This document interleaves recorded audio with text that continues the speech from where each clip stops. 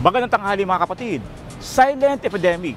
Yan ang paglalarawan ng dating commissioner ng Presidential Anti-Graft Commission sa online gambling ads.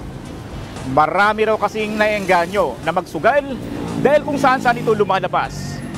Sa tingin mo kapatid, anong dapat gawin para hindi dumami ang mga nalululong sa sugal?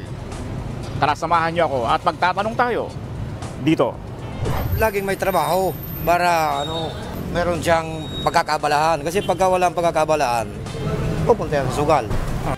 Magtrabaho po sila para doon ma-focus yung kanilang isip para nakaiwas sila sa ganung bagay. Kailangan i-focus nila, kung may pamilya sila, i-focus nila sa pamilya nila. Kasi kung ang isip niya ay kung paano kumita, ang isipin nila yung kung sakaling malululong sila sa bisyo ng pagsusugal, eh di ito na lang sa mga anak. Sa akin po, sa palagay ko, kailangan niyang humanap ng ibang paglilibangan para hindi siya malulong sa sugal. Pag nalulong kasi, babalik at babalik sa sugal yun, kaya paglulungin. Kaya kailangan maghanap lang siya ng alternate na paglilibangan. Ako ang inyong hain ng bayan, ang tunay at nag-iisang pantanggal umay sa pananghalian.